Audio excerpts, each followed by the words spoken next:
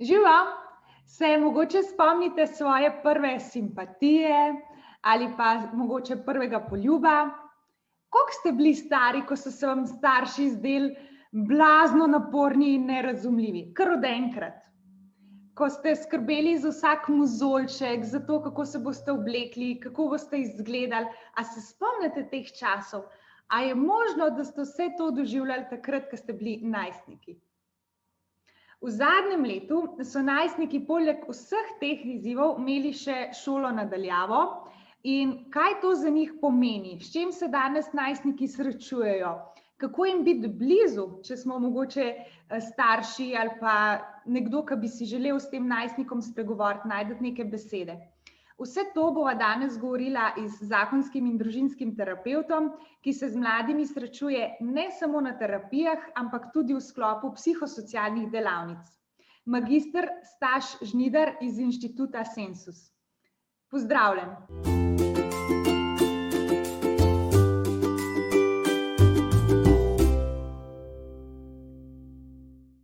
Lep pozdrav. Staš, tebe bom danes vprašala malenkost drugače. Tole prvo vprašanje, ki je standardno za vse moje goste, in sicer ne samo, kaj je intima, ampak kako mogoče najstnik dojema intimo. Kaj je takrat za najstnika pomembno? Ja, to je dobro vprašanje. Najstniki po mojem ful hrepenijo po enim bližnjem, iskrenem odnosu. Ampak mislim pa, da morajo biti sposobni sprocesirati ogromno tesnobe, pa ene negotovosti, da si lahko dovolijo res odpreti ali prijatelju, prijateljici, kakorkoli, ogromno tvegata, ne. In se mi zdi, da marsikdaj ravno zaradi tega strahu ne uspejo vzpostaviti mogoče enega bližnjega odnosa, dobiti ene intime, po kateri oni tako hrepenijo, a ne. In to lahko zamenjujejo z, ne vem, res z enimi površinskimi odnosi, ali biti všečen, biti sprejemljiv prijatelju, biti nekdo, kar oni mogoče niso ravno, no. Dejansko je naloga najstnika, ne, da to intimo, ki je prej doživljal ob starših, prenese zdaj na svoje vrstnike in da med vrstniki najde neke globje odnose. Ja, res je. In verjetno ni to edina naloga najstnika, ne, da verjetno je zraven tudi naloga to, da se poskusi uveljaviti v tej zunanji okolici, da malo preizkuša meje.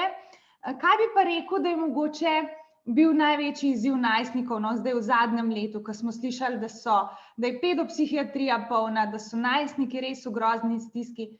Mogoče čisto tvoje te terapevtske izkušnje, kaj si ti zaznal skozi svoje oči, kako so najstniki? Kaj se jim dogaja? Tisto, kar se je meni tako, kar mi ostaja iz moje klinične prakse, je izjemno povečan občutek odtujenosti od sebe. Prav ta alienation pomeni, prav ne poznam sebe več, a ne.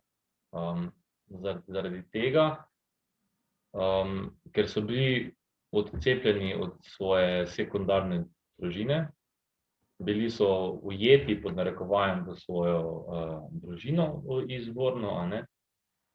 In niso mogli sebe preverjati v bistvu v tej svoji skupini prijateljev, niso se mogli dokazovati, niso mogli biti vidni med njimi, niso mogli biti sprejeti med njimi. Se pravi, misliš, da jim je toliko manjkala ta družba, da bi lahko ob tej družbi ugotavljali, kdo so oni, da so nekako sebe kar izklopili? Sebe so izklapljali, dajali na avtomatski način delovanja, prav odklapljali so se na nek način, zapirali vase, zapirali v spletne zadeve, internet in te stvari. Starši pogosto niso zmogli ali najstniki niso želeli in prav manjkalo jim je ogromno tega, se mi zdi, tega občutka prav, da si viden, da si del nečesa, ne, in ker vemo, da je najstništvo pač prehod v to sekundarno družino, a ne, prijateljev in znancev in teh stvari, in tega zdaj, vsaj po mojem mnenju, splet ni tako kvalitetno omogočal, ne. Ker spletni pogovori in chati in video igrice niso nadomestilo za nek kvaliteten odnos, ne.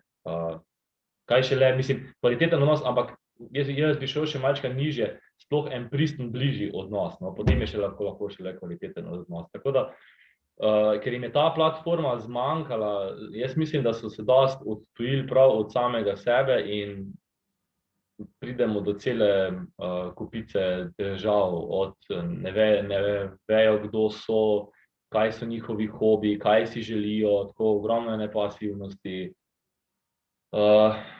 Prav shut down, no, na nek način, prav odklop. Ja, jaz sem tudi dobila veliko enih primerov, no, ko so prav se srečevali najstniki s to željo po samomoru, kar se meni zdi tako grozljivo, ne, da najstnik, ki bi mogel se veseliti življenja, biti v tem gibanju, druženju, veselju, zaljubljenosti, v tem raziskovanju enih novih občutkov, da se dejansko srečujejo s temi težkimi čutenji, da si prav dejansko želijo samomora, ne? Da to ni samo ena misel, ki pride pa gre, ampak da to načrtujejo, da je to misel, ki se dnevno vrača in rečeš, ok, res, kaj je šlo narobe, ali to res samo neka družinska slika ali je to tudi neka družbena situacija, ki je vplivala trenutno na te najstnike. In kaj ti misliš, no, koliko so starši dejansko tudi pomembni pri tej stiski, ki jo najstniki doživljajo? Jaz mislim, da so ful pomembni, ampak moramo se pa zavedati, da starši ne morejo nadomestiti te sekundarne družine. Ja. Zaradi tega, ker so bili omejeni na svoj lastni dom, se mi zdi, da so starši pogosto prihajali v stisko. Opažam, da se zapira vase, opažam, da se zapira na splet, ampak kako lahko jaz nadomestim, to? Ja, ne moreš, Jaz mislim, da starš ne more biti prav nadomestek eni, ne vem, najstniški družbi ali pa samo enemu najstniku, tako kot je socialna mreža, In smo prišli še do po mojem, ene zelo velike nemočne situacije, ker starši res niso niti imeli osnove, da bi lahko nadomestili jo, Na drugi strani pa mladi so pa to pogrešali in pogosto niso uspeli nadomestiti izostanek teh prvoosebnih, medosebnih odnosov z nekimi vsaj dokaj kvalitetnimi spletnimi pogovori, na primer preko kamere, te stvari so jim tako, se mi zdi, ne tako blizu.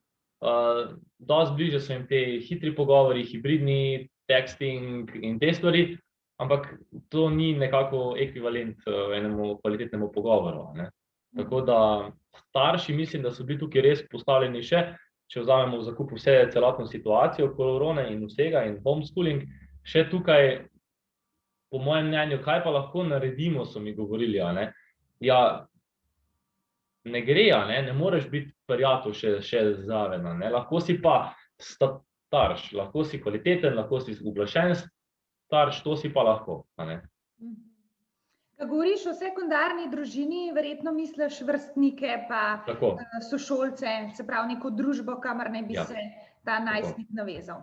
Tako. Okay, ja, se strinjam, da to starši definitivno ne morejo nadomestiti, ampak gledati kot starš najstnika, ki trpi, ali pa najstnika, ki res tam obupava nad življenjem ali pa celo razmišlja o samomoru, je pa tudi blazno boleče, Kaj se da narediti? Ta sam najstnika pripeljati na terapijo, mogoče imaš kakšne izkušnje, a je boljše vzeti celo družino ali je boljše samo najstniku dati en prostor, da lahko potem o tem govori? Jaz mislim, da tukaj starši lahko ogromno naredijo, ker kar jaz menim, da se je tukaj pogosto pokazalo, je to, da s tem, ko so mladostniki ostali doma in odtujeni od svojih prijateljev, se je pokazal en velik prostor potenciala za močnejši odnos s starši. Pomeni, da tisti odnos, ki prej Vse je lahko bil dober, ampak nekaj je manjkalo, nekaj ni bilo tako razvito, to se je zdaj lahko ojačalo. In tukaj se da narediti. Jaz mislim, da so, kar se vse tiče moje prakse, da so bile raznovrstne izkušnje. Eni mladostniki so imeli tako okrnjen odnos s starši, da jih v terapevtski prostor tako aktivno niso spustili. Tako, da bi rekel, da bi res bili prisotni. Želeli so, da so zraven, tako v smislu, da jih pripeljajo, da vedo površinsko, kaj smo delali, ampak tako neke globine pa ne. Drugi so pa ravno to uporabili kot za opolnomočenje tako prav njihovih odnosov. Da pomeni, da smo zelo delali družinsko in prav zaradi tega, ker so se njihovi odnosi, ali so se pokazale razpoke, ki so prej že bile, pa pač niso nič naredili, so zdaj lahko začeli delati na teh pomanjkljajih. In kar je bilo ful dobro. Tako da tukaj jaz sem res gledal tako, kaj je dobro za mladostnika, kaj si on želi. Tako, če si on ne želi v tem trenutku s staršem poglabljati odnosa, želi pa si, da ima 1 uro na teden, ker je nek slišan, ker je res lahko ima svoj prostor, potem je to okej. Izvzemši seveda, če pride do informacij, da je samomorilno in ne vem, kaj zadeva. Ti se pa vse spremeni, ampak če teh stvari ni, potem pa lahko, potem se pa dela.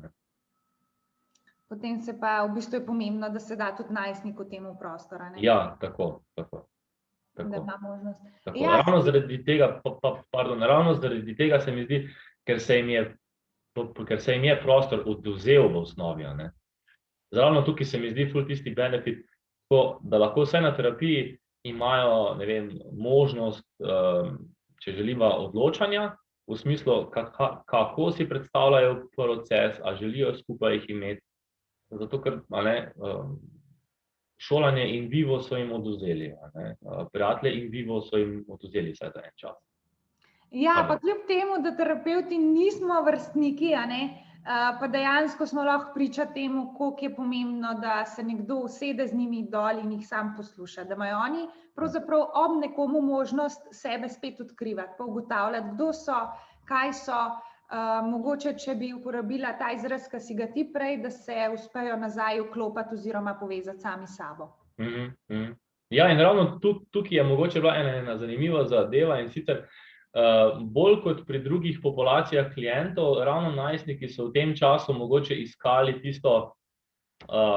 tisti terapevtski odnos ali pa odnos, ki bi še bil malce mogoče malo več, tako skoraj prijateljski, če lahko rečem. Tako zelo intenzivno, v smislu, kaj si počel, a ti tudi glasbo poslušaš, tako zelo so dosti bolj usmerjeni v terapevta na ta način, kot pa druge populacije. Vse tako se meni zdi. Pa bi rekel, da je to razlika prav v tem konkretnem obdobju, da se je to še toliko bolj poudarjalo, ali da na splošno najstniki, čistko, mogoče nočem, da je izzivalno vprašanje, ampak čist se mi poraja ena dilema, da mogoče najstniki zmeraj hrepenijo po tem, da imajo nekoga, s komer se lahko dejansko tudi primerjajo, ugotavljajo, ne vem, v čem se razlikujejo, kaj je skupno z nekom še, ki je odrasel, pa ni član njihove družine. Ne, jaz mislim, da je oboje. Jaz mislim, da je to že prej bilo, pred samo korono, pred to krizo, mogoče se je zdaj sam na drugi strani še ta potreba sam intenzivirala. Mogoče, čisto. Ampak absolutno je bilo pa že prej. Mogoče še eno stvar, ki sem jaz opazila, da se nekateri najstniki počutijo tako zelo izločene iz družbe, zelo nesprejete, pa ne zato, ker bi bilo dejansko karkoli narobe z njimi, ampak ker se dejansko prehitro razvijajo, kada malo prehitevajo svoje vrstniške skupine. In kaj lahko mogoče kakšen stavek o teh najstnikih poveva? Mogoče lahko njih nagovoriva, kaj zdaj narediti z vsem tem občutkom odvečnosti, mogoče kaj narediti z vsemi temi občutki, da si čuden, da nisi dosti dober. Kako se s tem srečati v najstništvu? Jaz mislim, da so tole ene izmed najtežjih vsebin za najstnike, zato ker biti sprejet v tem času je nekaj najpomembnejšega po mojem. No? Biti sprejet v eno kliko ali v en kot enih prijateljev, pa tudi če so čudni, kao v narekovajih, ampak samo da smo. Ne? Prihajamo pa se mi zdi do tega, da so te njihovi odnosi izjemno tudi kruti na trenutke. Ne? Govoriva o velikih primerih izločanja, izolacije posameznika, itak da ne spregovorimo samo o samem, ne vem, nivoju sramotenja. Tako, prav res, kar jaz opažam v praksi je res mogoče ena okrnjenost od njihovih odnosov, tako da so malčkam bolj površinski, pa na drugi strani tam, kjer pa tvegajo, so pa lahko izjemno, ne vem, ali so izpostavljeni izdajstvu kot prijatelji, ali so izpostavljeni sramotenju, deljenje njihovih intimnih stvari, tako v smislu, kaj so zaupali, na ta način. Ne. In jaz mislim, da biti izločen, postavljen na neko periferijo socialne mreže mladostnikov danes sploh ni težko. Jaz mislim, da si lahko izločen izločen tako iz povprečja ali karkoli oni temu imenujejo, zelo hitro. Ful je pa dobro, če imajo ti, ki so kao izločeni, da vedo, zakaj so izločeni. Ne vem, poslušam drugačno glasbo kot vsi drugi v razredu in s tem ni nič narobe. Tako na ta način. Mislim, ukolikor imamo, ne vem, že nižjo samopodobo še zraven, ukolikor smo še malčkam bolj dovzetni za doživljanje stresa in vsega, je to lahko res en ogrožajoč faktor. Jaz imam tukaj primerov res ogromno letos, ker prav ta odtujenost od vseh, izločanje, prav tako, da bi razred zamenjal, da bi prav tako hudo, na takšen hud način. Tega je res kar dosti in moramo stremeti k temu, da bi res eni varni odnosi lahko prevladali pri njih, ki pa jih vsi nimajo, nažalost. To res, mogoče smo že malo tudi mi pozabili, kako je biti dejansko najstnik, koliko izzivov imamo takrat. Pa mogoče, če imaš kakšne usmeritve, na kaj biti pozoren, do katere mere je še normalno, da najstnik doživlja neke krize, pa mogoče neka nova občutja, neko tesnobo, ki si jo prej omenil. Kdaj pa obnašanje najstnika že nekaj, kar nas bi mogli skrbeti, ali pa nekaj, kar bi bilo smiselno se malo zanimati več za to, za njega, za najstnika, za njegovo doživljanje. Znaš povedati, kaj v tej meji, kako se približati? Jaz vedno staršem pa skrbnikom tukaj rečem, da ko mladostnik neha govoriti ali utihne, da tam je izredno velik alarm. Mogoče, če gremo 2 koraka nazaj, da ko začne manj zaupati.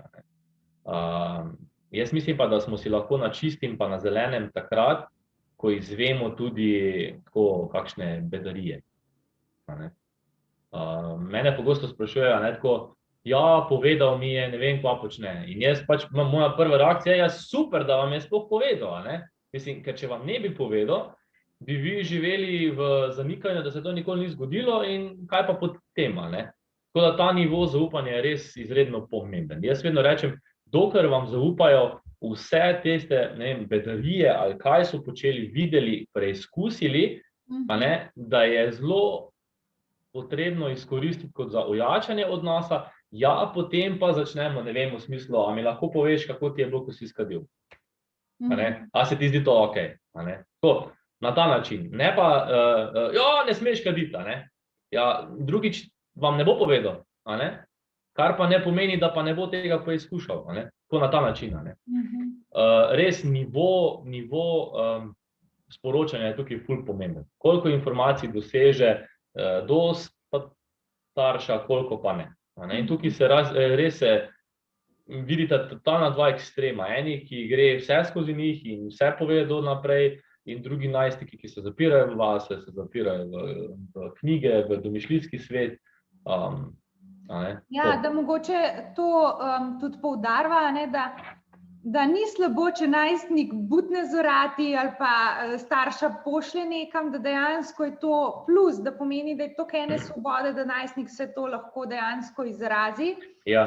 In da je veliko bolj zaskrbljujoče to, da najstnik sploh utihne, je prijazen, je sodelujoč, nima neke sploh te najstniške stiske, da pol je že to mogoče nekaj, kar je lahko alarm. Mogoče čist kontra, kot pa bi si na prvi pogled marsikdo mislil. Mislim, starši si pogosto ne želimo teženja od otroka. Jaz to razumem, ampak tako, ja, naš je pa čisto priden, pa tih, pa ne vem pa vse. Ok, lahko malo preverimo.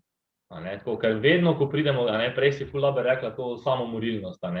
Ne vem, tega samopoškodovanja je, se mi zdi, samopoškodovanje v porastu, fula. In, ok, dajmo se zdaj s to krizo ukvarjati. Ja, lahko, ampak kaj pa je prej bilo? In pa vidimo celo obdobje, kjer ni bilo niti ne odnosa, ali ni bilo stika, nismo vedeli, kaj se dogaja z njim. Jaz jih vedno vprašam, a vi veste, kaj vaša hčerka posluša? A vi veste to? In ne vedo, a ima fanta? Ne vemo. A vas zanima? Ja, ok. Mislim, tako, vse neke stvari, ko so mogoče, zdaj bom malo klišejsko zvenel, ampak 10-15 let je aktualne za starše mladostnikov, danes nekako tako so starši čisto nemočni, zato ker so se te stvari mogoče malo preselile online. Ok, ampak vseeno so pa pomembne, zelo. Ja, super. Ja, tudi to se mi zdi dobro, kar si izpostavil, da pa se začnemo s tistim problemom vsi ukvarjati, z okrog tega vrteti. Kdaj se je rezala, zakaj se je rezala, kako se je rezala, s čim se je rezala, je šlo pregloboko ali ne, ali že 3-krat ali 4-krat. Dejansko pa pozabimo na vse to, kar je pa okrog, kako je s tem najstnikom nasplošno, kaj so te stiske, ki jih doživlja, kaj je bilo prej res, predno se je sploh to začelo. Super. Še nekaj sem prebrala, da si pisal o tem, kako aktivirati možgane pri najstniku, pa se mi je zdelo to tako zelo zanimivo, in sem te hotela vprašati malo o tem, kako jih aktivirati za mogoče vzpostavljanje odnosov ali pa aktivirati za učenje, kako aktivirati najstnika? Ok. Zdaj, pri tem, ko mislimo aktiviranje, jaz vidim predvsem to, da oni niso tako pasivni, da niso mindlessness, da niso čisto razpuščeni, tako na ta način. In to je sam kot mladostnik, jaz zelo težko to dosežem, vkolikor sem že v takšnem stanju. Pomeni, da vedno potrebujem enega odraslega za to. Pogosto se zgodi, in to je zelo škoda, da starši samo tako ne zmorejo tega razumeti. Težko jim je takšno stanje mladostnika razumeti. Kako nisi skoncentriran, usedi se za 2 ure pa se uči. Ja, niso več tako enoznačne stvari, kot so bile. In se mi zdi, da je ful fajn, da se prvo tudi starši mogoče malo tako, stvari niso več tako, kot so bile. Ok, zakaj niso bile tako? Zakaj niso več tako? Zato, ker preprosto so se stvari tako spremenile s to novo generacijo Z. In ta res potrebuje tako še malce več naše pomoči, ravno tukaj mogoče na samem stiku. In tukaj gremo res čisto k osnovam. V smislu, da starši zmorejo te tesnobne pogovore z najstniki, ko najstniki govorijo, da razmišljajo, da so biseksualni, da so zdaj imajo že lezbično usmerjenost, in starši tu včasih ful grejo na prvo žogo in wow, ne, mislim tako, treba je pa samo tam zraven biti, uglašen in mu malo vračati nazaj. In pa pogosto te stvari, ali so samo prehodne narave, ampak kar je pa poanta, je pa tukaj, da lahko mladostnik malo s tebe sliši. Pri učenju in pri motivaciji je pa tako zelo, da če ti kot mladostnik nisi viden, v smislu, da je nekdo zraven tebe in da te posluša in da ne ve, kaj točno bi počel s svojim življenjem, ok, pa dajmo skupaj razmišljati. To, da ne veš, kaj si želiš početi v svojem življenju, se mi zdi, da lahko ful povzroči enega nemira v njemu. In tisti nemir spet lahko mladostniki čisto regulirajo z enimi, ne vem, računalnikom, s čimerkoli, ko pa lahko regulirajo se s staršem. A se lahko umiriva, pa tako, mislim, ne uporabljamo te besede, ampak to lahko malo, dajmo eno sladoled pojesti, ali pa en sok spiti, pa mi daj ti malo povej te stvari. Tako, na ta način. In bolj, ko boste v bistvu, mislim, ko starši na ta način z njim govorimo, se bo tudi mladostnik naučil, kako dejansko najti svojo linijo misli na ta način. Ok, zdaj imam poln kufer vsega, jaz vidim, da se moram iti učiti, bom jaz zaprl to dvoje in se grem učiti na ta način. Kaj pa se dogaja, je pa pogosto to, da preprosto ostajajo nemočni v tem svetu, kjer pač imamo računalnike in social media, telefone, in v bistvu samo tekajo od enega do drugega in samo okrog potem hodijo v tem nefunkcionalni zanki, se mi zdi. In pač pol nič dejansko ne naredijo in se pol tudi slabše počutijo, in cel dan se nisem mogel nič učiti. Itak, da se bom počutil za nič. Staš, jaz bi te še prosila mogoče za konec, da nagovoriš iz kakšno mislijo tele najstnike, ki so v stiski, ne vem, mogoče kakšno spodbudno besedo, kakšen stavek, ki jim lahko malo, ne vem, razširiš razmišljanje ali pa mogoče kaj pobožaš. Jaz si ful želim, da bi imel kaj takšnega zdajle pripravljenega. In če bi imel, bi zagotovo imel nekaj v smislu, da bi jim želel, da dobijo občutek, da niso sami v tem stanju. Super. Ker če si sam v tem stanju, se mi zdi, da imaš že res sam sebi daš tako etiketo, da si pacient ali kaj, ampak tako res danes je ogromno, tako od mladih do od odraslih, ki trpijo za ne vem česa vse in tako, če bojo le lahko z nekom spregovorili, bo to že, jaz mislim, da 50% narejenega. Super, ja. Se pravi, da je v redu, če govorijo o tem, kar doživljajo, da je prav, da si najdejo nekoga, s komer bojo lahko vse to podelili. Okej, hvala vsem, ki ste se danes zanimali za najstnike, ki ste poslušali vse o njihovem doživljanju, in jaz vam tudi iz svojih terapevtskih izkušenj lahko povem, da najstniki res rabijo to, da se nekdo za njih zanima, da jim tudi nekdo verjame to resnico, ki jo oni govorijo. Mogoče za nas te izzivi niso več tako pomembni ali pa jih znamo rešiti z levo roko, oni jih pa res močno doživljajo, intenzivno doživljajo, in če jih mi razvrednotimo v tem, se to ni nič kaj takega, se bo minil, se boš odrastel, dejansko razvrednotimo njih kot osebnosti. Tako da jaz sem vesela vsem, ki ste prisluhnili, hvaležna sem Stašu, ki si je danes vzel čas in z nami podelil vse svoje izkušnje. Tako da, kdor si želi izvedeti več o današnjem gostu, ga najdete na inštitutu Sensus. Še enkrat, sem prav povedala, Staš? Sensus? Kdor si želi več izvedeti o meni, imate na evaerpic.si ali pa Društvo Človeška toplina. Drugače pa mogoče za konec še eno vodilo. Dajte se spomniti, kako je bilo vam, ko ste bili najstniki, kaj ste vi pogrešali, kako je bilo vam doživljati, kateri izzivi so bili za vas najtežji, in mogoče lahko včasih čist neobremenjeno samo to spregovorite s kakšnim najstnikom. Čist neobremenjen klepet, kaj je za njih izziv, oni tudi kdaj doživljajo kaj takega ali ne, in včasih lahko take neobremenjene debate daleč pripeljejo. Hvala lepa, Staš, adijo in z veseljem še kdaj. Ja, hvala lepa.